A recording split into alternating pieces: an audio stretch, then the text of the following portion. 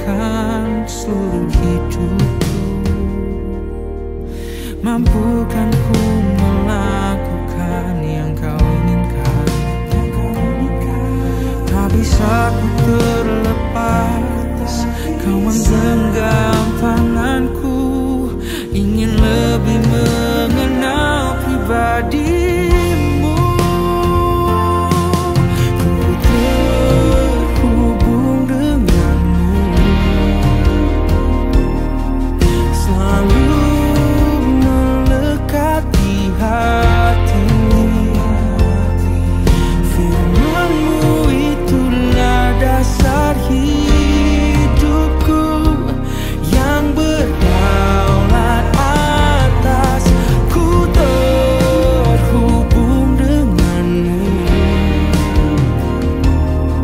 selalu melekat di hatimu. Firman-Mu itulah dasar hidupku, yang berdaulat atasku. Firman-Mu itulah dasar hidupku, yang berdaulat atasku.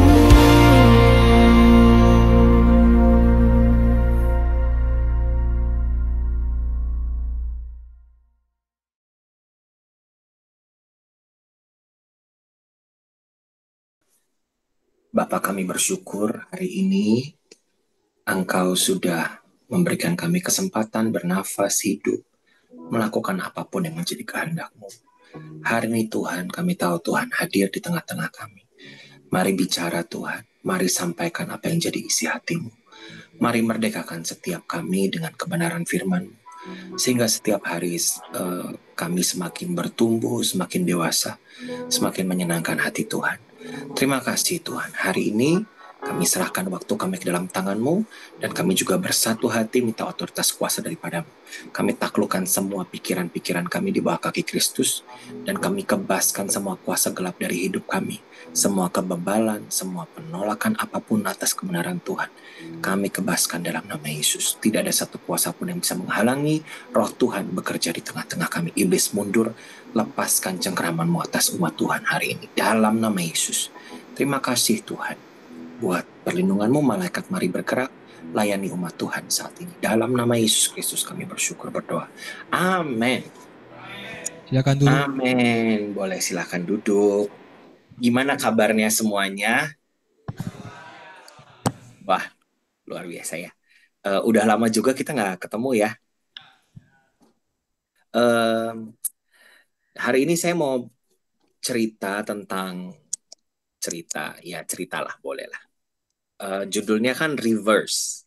Reverse itu ada punya beberapa arti, saudara. Ada yang artinya putar balik, atau artinya juga pemutar balikan.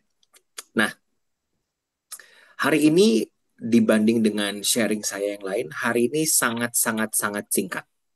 Saya cuma mau cerita bahwa di dalam hidup kita, ketika segala sesuatu itu terlihat gelap, segala sesuatu terlihat sudah mustahil, terlihat sudah nggak ada jalan keluar, sudah nggak mungkin lagi lah, udah nggak ada bisa lagi apapun yang kita lakukan, ternyata justru di situ Tuhan sering bikin kejutan, ya kan?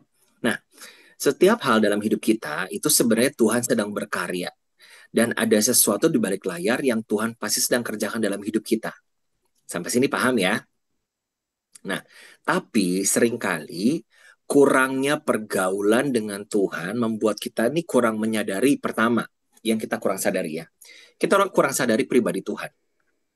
Nah, yang kedua, kita juga karena kurang gaul dengan Tuhan, kita nggak menyadari sebenarnya Tuhan ini sedang berbuat apa dalam hidup kita. Nah, ada beberapa kisah dalam Alkitab yang menunjukkan bahwa peran dan rencana Tuhan dalam hidup manusia itu seringkali membuat kejutan yang bukan hanya di luar hitungan manusia, saudara, tapi itu juga ada di luar hitungannya iblis. Jadi iblis tuh kalau bahasa Jawa tuh kecele gitu dengan bagaimana Tuhan ternyata bisa memutarbalikkan segala keadaan dengan begitu ajaib. Nah, saya mau menekankan sama saudara ya, dalam hidup kita ini tetap aja kita akan mengalami hal-hal yang gak enak gitu. Tuhan tidak menjanjikan bahwa kehidupan kita ketika mengikuti Yesus bahwa semuanya akan mulus, semuanya akan baik-baik saja, atau kalau bahasa Disney ya, happily ever after gitu ya. Enggak gitu, saudara. Bahkan Paulus juga berkata bahwa kalau kita mau berbagi kemuliaan dengan Kristus, kita juga harus berbagi penderitaan dengan Kristus. Nah, ya kan? Jadi jangan salah konsep bahwa kita ikut Tuhan, oh pasti semuanya baik-baik saja gitu. Ya, ujungnya pasti baik. Jangan salah, saudara. Ujungnya itu pasti baik. Tapi ketika menjalaninya memang seringkali kayak naik roller coaster gitu. Ngeri-ngeri sedap ya kan? Nah, jadi saya mau menekankan bahwa ketika hal-hal itu terjadi yang gak enak itu terjadi, Anda ini jangan langsung mudah menyalahkan iblis dalam kejadian buruk gitu ya. Misalnya gini, aduh saya ini ditipu orang, wah ini gara-gara setan nih. Atau misalnya, aduh keluarga saya morat-marit, nyalahin setan. Aduh bisnis saya nggak berhasil, nyalahin setan gitu kan ya. Tapi jadilah pribadi yang bijak, saudara. Mari kita introspeksi dengan pertolongan Roh Kudus. Sehingga kita ini beroleh pengertian. Nah, setelah beroleh pengertian, kita bisa diluputkan sehingga kita tidak mengulangi kesalahan yang sama. Contohnya gimana? Gini loh. Kalau misalnya kita ini punya bisnis gagal ya, saudara. Saya juga pernah mengalami kegagalan bisnis gitu. Tapi puji Tuhan, saya itu tidak menyalahkan iblis waktu itu. Saya cuma introspeksi gini, Tuhan. Sebelum saya menyalahkan siapa-siapa, atau sebelum saya tanya ini itu sama Tuhan, pokoknya saya bertobat dulu, Tuhan. Ampuni saya, pasti saya ini ada salah. Lalu kan Tuhan mulai tunjukin gitu, salah manajemennya di mana, cara mentransfernya gimana. Ternyata saya salah hitung modal, salah hitung waktu, salah perhitungan gaji pegawai. Jadi Tuhan mulai tunjukkan satu persatu. Itu aja baru dari bisnis gitu ya, saudara ya. Lalu saya juga pernah ketemu kesaksian dari orang. Seorang suami ya, seorang bapak. Bukan kesaksian, konseling. Ngomong gini, tolong doain saya katanya. Saya tanya, gimana Pak? Apa yang bisa didoakan? Lalu dia bilang gini, iya saya bingung kenapa istri saya, anak-anak saya semuanya benci sama saya. Saya bilang gini, hah? Kalau satu rumah semuanya benci sama lu, berarti ada yang salah sama elunya, lu jangan nyalain orang rumah. Dalam hati saya gitu loh, saudara ya. Maksudnya kan hamba Tuhan juga kan manusia ya. Jadi kayak kita juga mikir gitu. Kalau misalnya gini ya, saudara, Anda nih berteman semuanya ya di dalam gereja ujung bumi nih. Lalu misalnya kalau dari 80, ya terlalu banyak ya, misalnya atau dari 50. Dari 50, ada 10 nggak suka sama kita, wajar sih. Wajar. Tapi kalau dari 50, 50-nya nggak suka sama kita, jangan salahin orang lain. Salahin orang yang ada di cermin. Kenapa bisa sampai semua orang nggak suka sama kita? Jangan nyalahin setan. Oh, setan bikin saya nggak disukain banyak orang. Nganang. Ya, percayalah setan tidak sekuat itu, saudara. Don't give the devil too much power over your life. Jangan memberikan iblis itu kekuatan atau kuasa terlalu banyak untuk mengacaukan hidup kita. Mungkin bahasanya gitu ya. Lalu akhirnya daripada pusing ya, saya ajak bapaknya duduk dan saya ajak ngobrol gini. Coba Pak, cara Bapak berkelakuan gimana? Lalu dia mulai cerita, singkat cerita ketahuan bahwa Bapak ini tuh sebentar-sebentar marah gitu loh, saudara. Bentar-bentar kalau marah lalu ngomongnya kasar, lalu anaknya juga sering kaget karena bapaknya marah dan lain-lain gitu kan ya. Jadi akhirnya ternyata bukan salah setan kok. Salah setan itu kerjaannya biasanya cuma mendorong atau menarik. Nah, akhirnya dia menyadari bahwa, oh iya, saya punya pribadi terlalu pemarah. Dan akhirnya dia bertobat. Dan ternyata sesederhana itu bagaimana cara Tuhan memulihkan hidup seseorang.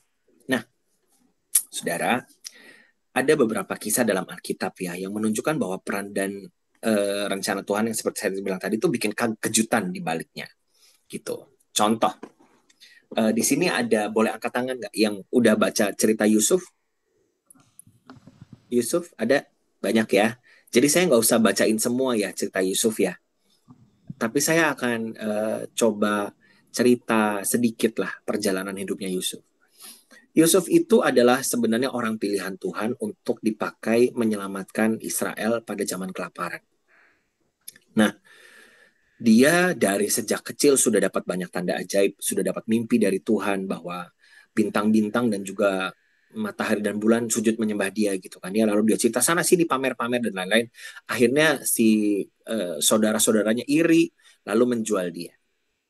Lalu penderitaan Yusuf bukan cuma berakhir di situ. Setelah dijual jadi budak lagi. Udah setelah jadi budak akhirnya lumayan dikit lah jadi budak orang jenderal besarnya Mesir. Lumayan lah saudara ya. Kalau jadi pembantu orang besar kan minimal menikmati fasilitas-fasilitas yang lumayan. Istrinya si jenderal malah mau tidur sama dia. Difitnah lalu masuk penjara. Setelah masuk penjara nolongin orang ya, si tukang roti dan juga juru minuman. Udah bilang nanti kalau udah gue tolongin artiin mimpi lu ya, jangan lupa sama gue ya. Gitu ya kan katanya. Lupa. Dan Anda kalau catat di Alkitab, mereka lupa sama Yusuf itu nggak sebulan 2 bulan, saudara. Hitungannya tahun. Jadi akhirnya Firaun butuh orang untuk mengartikan mimpinya.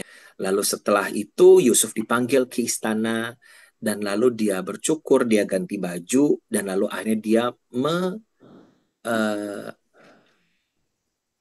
mengartikan mimpinya Firaun. Nah, setelah mengartikan mimpinya Firaun, dia diangkat sangat tinggi menjadi perdana menteri Israel pada perdana menterinya Mesir pada zaman itu. Kedudukan yang cuma satu level di bawah Firaun sang raja. Nah, lalu tidak lama kemudian Israel mulai mengalami kelaparan, jadi mau tidak mau keluarganya Yusuf harus datang ke Mesir untuk cari makanan gitu kan ya. Akhirnya ketemu Yusuf dan Yusuf menyelamatkan mereka dari kelaparan. Dan setelah menyelamatkan mereka dari kelaparan, nggak lama kemudian papanya Yusuf meninggal. Gitu kan ya. Lalu saudara-saudaranya bohong ini itulah supaya nggak dibunuh sama Yusuf, supaya nggak diapa-apain sama Yusuf gitu kan lah, singkat cerita begitu.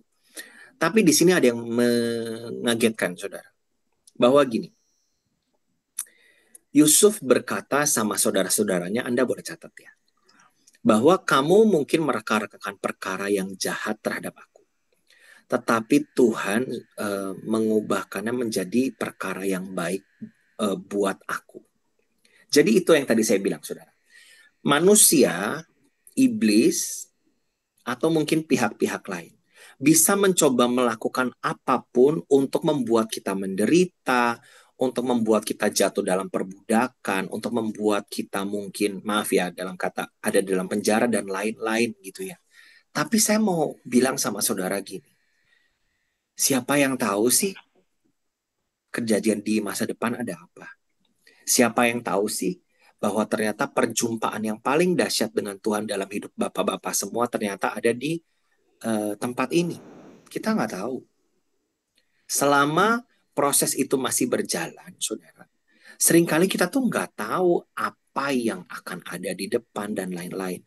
Dan kalau Anda mau ngecek di Alkitab ya, semua orang-orang besar yang Tuhan mau pakai, hampir semua mereka mengalami pas waktu di proses Tuhan, itu tersembunyi dari fokusnya orang banyak. Pokoknya ini orang tersembunyi aja. Anda melihat Yusuf waktu di proses Tuhan tuh jadi budak, saudara. Aduh, dilirik orang juga kan nggak mungkin ya. Kayak apa sih budak, udah gitu jauh banget lagi gitu kan ya. Yang kedua, kalau Anda pelajari kisah Daud. Waktu Tuhan itu memproses Daud ya. Itu waktu Nabi itu datang ke rumahnya. Mau cari Daud aja. Samuel itu mau cari Daud. Daud itu lagi di padang rumput. Dipisah dari saudara-saudara lagi ngapain? Gembalain domba 2-3 ekor. Ya.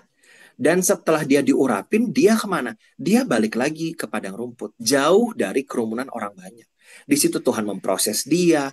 Dia bisa menghadapi singa dan beruang gitu kan. Ya, sampai akhirnya karena sering latihan ngehabisin singa dan beruang, dia bisa menghadapi yang namanya Goliat, saudara. Iya, kalau kita latihan sama singa dan beruang, aduh raksasa ya apa sih gitu kan ya. Ya mudah lah menghadapi raksasa, mentalnya udah kuat. Jadi saya mau bilang sama saudara gini, ketika Tuhan sedang menyembunyikan Anda dari dunia luar, percayalah bahwa di balik layar Tuhan sedang melakukan perkara yang sangat besar.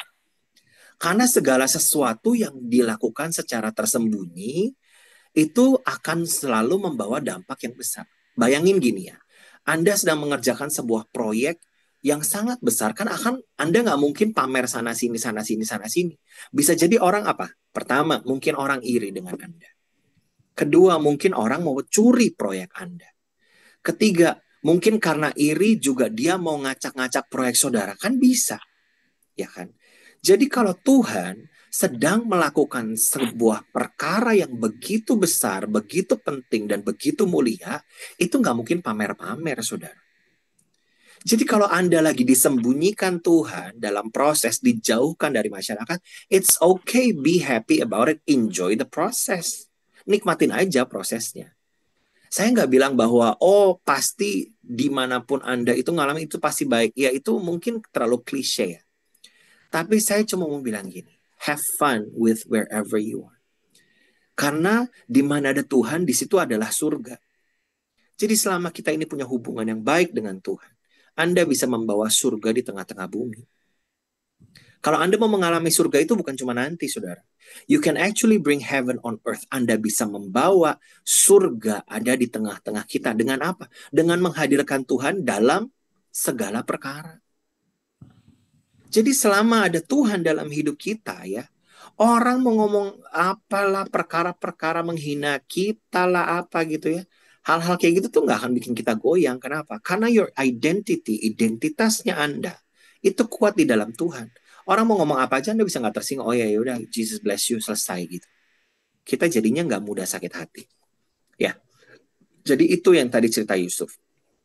Di balik semua penderitaan yang dia alami, jadi budak, difitnah, masuk penjara dan lain-lain. Mana ada yang nyangka sih ujungnya dia jadi Perdana Menteri? Coba dari orang yang hitungannya paling bawah menjadi orang yang paling tinggi di negeri itu. Siapa yang nyangka, saudara? Itulah yang tadi saya bilang. Ketika Tuhan mengerjakan sesuatu di balik layar, hasil endingnya itu pasti mengagetkan. Sangat mengagetkan. Dan bukan cuma dia menyelamatkan dirinya sendiri dan juga bangsa Mesir dari kelaparan. Dia bahkan bisa menyelamatkan orang-orang Israel dari kelaparan. Satu orang loh, bisa dipakai Tuhan begitu ajaib. Cerita yang kedua adalah dari kisahnya Esther. Di sini ada yang udah pernah dengar cerita Esther belum? Ada? Ayo baca Alkitab dong. Nanti saya bilang sama Bu Anabu, ini kayaknya yang ujung bumi belum pada baca Alkitab lagi ya. Esther itu adalah Ya, Pak. seorang budak juga, saudara. Dia dari bangsa budak dan hari itu istri dari raja yang sebelumnya dibuang sama rajanya dan dia akhirnya menjadi permaisuri. Dan dia adalah orang Israel yang ada di tanah buangan waktu itu. Dan Esther pun setelah menjadi ratu ternyata ada orang yang mau membunuh bangsa Israel. Dan si raja ini nggak tahu bahwa istrinya orang Israel. Sampai akhirnya dia ngomong bahwa aku ini adalah orang Israel. Nah, ketika Haman, orang yang mau membunuh orang-orang Israel ini, itu sudah mulai mau melancarkan rencananya, di situ kembali Tuhan melakukan sesuatu yang ajaib lewat hidup Esther. Itu tuh orang-orang Israel tuh udah mau dibantai, saudara. Sudah mau keluar sebuah petisi dari kerajaan bahwa akan dibunuh orang-orang Israel. Lalu Esther menghadap raja. Lalu meminta kepada raja bahwa untuk mengubah keputusannya. Tapi ternyata nggak boleh mengubah keputusannya. Jadi raja bilang gini, ya udah gini, saya akan bikin keputusan baru. Bahwa orang-orang Israel boleh membela dirinya dan membalas ulang. Membalas kalau mereka tuh mau dibunuh. Sekali lagi Tuhan membuktikan bahwa ketika Anda mau dibantai sekalipun, tetap ketika memang belum waktunya kita, Tuhan pasti akan meluputkan kita, saudara. Ya. Amin. Cerita yang paling mengejutkan dalam sejarah dunia sejak dunia dijadikan adalah cerita Yesus. Ya di sini pasti ya saya yakin Anda semua sudah tahu cerita Yesus, ya kan? Dia memulai pelayanannya waktu 30 tahun dan dia membawa orang mengenal Bapa selama 3 tahun melakukan pelayanan di bumi. Nah, yang mengagetkan sebenarnya buat kita mungkin karena kita baca Alkitab ya saudara, kita kan udah tahu oh ceritanya cuma gini lalu ujungnya Yesus disalib gitu kan ya, lalu dia bangkit gitu. Tapi Anda bisa membayangkan nggak dari pihak setan kagetnya seperti apa? Ketika Yesus disalib, ketika dia mengalami semua penderitaan, ketika dia mengalami semuanya yang nggak enak itu ya, iblis pikir dia sudah menang. Dan dia berpikir bahwa karya penyelamatan Yesus itu sudah gagal ketika dia mati di kayu salib. Itu saya yakin iblis sudah merasa dia menang. Tapi Anda bayangkan ya, kalau kita kan mungkin dari kematian Yesus, dari sampai kebangkitannya, itu mungkin kita cuma lihat beberapa halaman dari buku Alkitab yang kita baca, benar nggak? Benar. Karena kita udah tahu endingnya, oh ya cuma tinggal baca, oh besoknya nanti, oh ya ternyata Tuhan bangkit hari ketiga, selesai gitu kan ya. Tapi buat iblis itu benar-benar mengagetkan saudara. Karena bayangkan, rencana iblis untuk benar-benar membinasakan seluruh umat manusia gitu kan ya. Dan dia pikir di puncak keberhasilannya bahwa Yesus mati, disalib, menanggung dosa yang paling hina, yang paling berat, yang zaman itu orang bisa tanggung, ternyata bangkit. Kalau saya setan ya, ini amit-amit ya, amit-amit. Tapi kalau saya setan, saya akan mikir gini. Tahu gitu saya akan lakukan apapun untuk mencegah Yesus disalib. Benar nggak? Iya dong. Karena dengan kematiannya ternyata dia menebus dosa dunia satu kali untuk selamanya.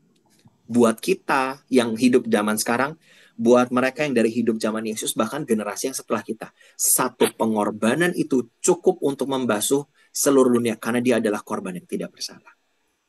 Anda bisa bayangkan betapa kagetnya iblis dengan kematian dan kebangkitan Yesus. Ketika dia berpikir sudah menang, ternyata kematian Yesus adalah kemenangan yang sejati dari pihak Tuhan. Karena dengan matinya Yesus, saya dan saudara punya kesempatan kembali untuk punya hubungan dengan Bapa di surga. Amin. Saudara, kejadian seringkali memang tidak bisa dielakkan ya. Tapi respon kita untuk mau pahit, untuk mau kecewa, atau reaksi negatif apapun, itu tuh pilihan kita. Jadi sekali lagi saya mau bilang gini, ketika keadaan itu sudah mentok, ketika kita udah pasti mati lah, udah pasti udah nggak ada jalan keluar dan lain-lain gitu ya. Ketika kita berpikir bahwa cerita hidup kita sangat buruk, sebenarnya kalau kita lihat, itu adalah cerita yang terbaik yang Tuhan sudah rancangkan buat setiap kita. Tetapi untuk kita bisa mengerti bahwa itu adalah cerita terbaik, ya mau nggak mau kita harus bergaul dengan Tuhan. Bergaul karib dengan Tuhan.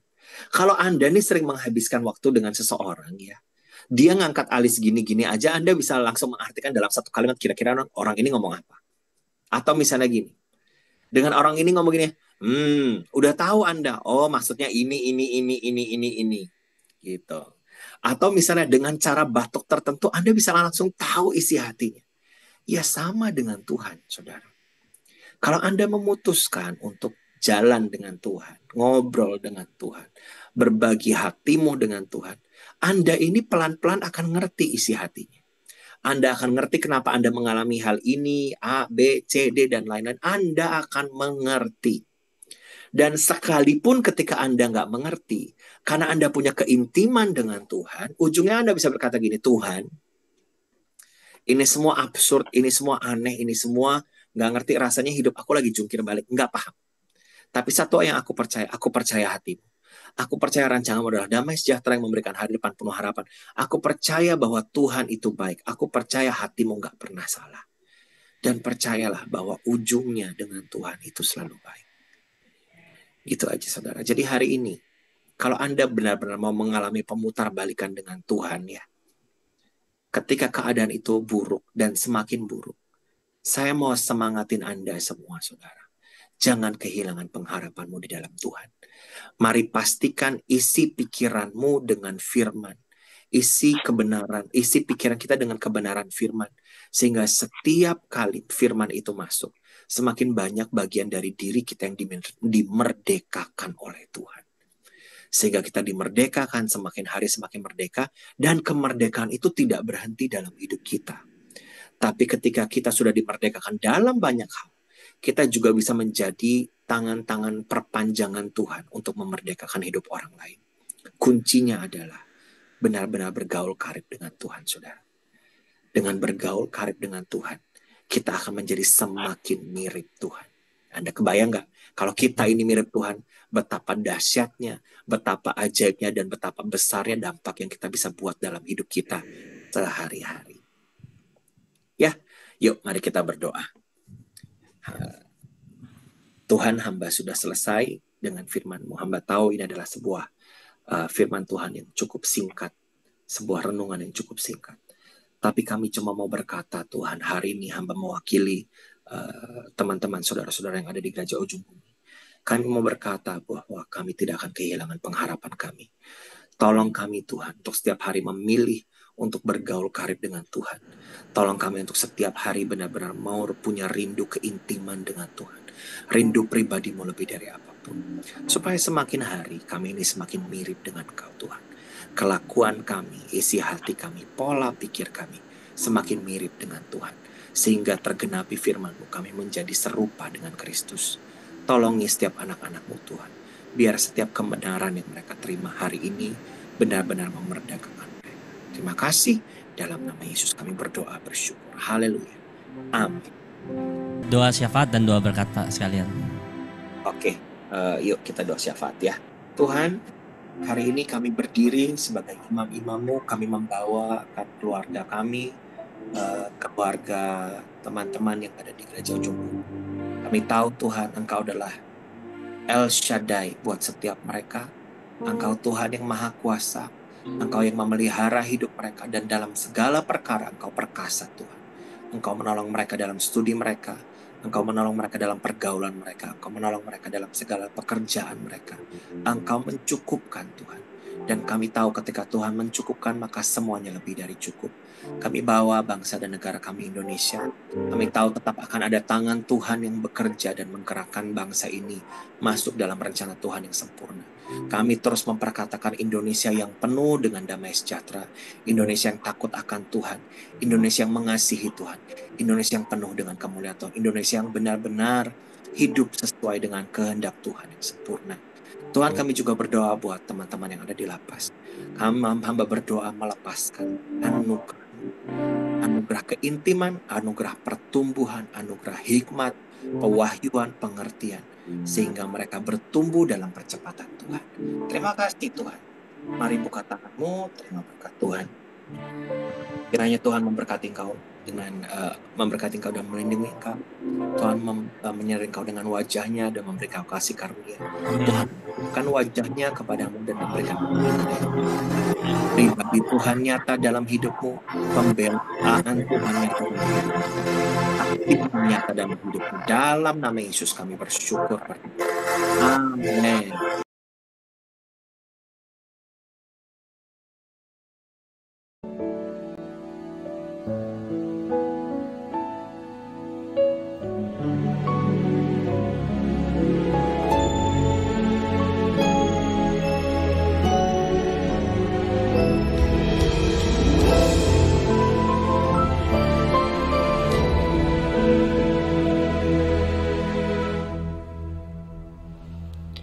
Dengan apa ku dapat naik ke gunung Tuhan? Rinduku bertemu denganmu. Dengan hati yang murni, tangan yang bersih, ku naik ke atas gunung kudus Tuhan. Dengan apa ku dapat naik ke gunung Tuhan? Rinduku bertemu denganmu. Dengan hati yang murni, tangan yang bersih, ku naik ke atas gunung kudus Tuhan. Walau gelombang badai menerpaku, kan tetap berdiri tegak memandang wajah-Mu Tuhan. Takkan ku serahkan hidup kepada dunia ini. Setia selesaikan pertandingan,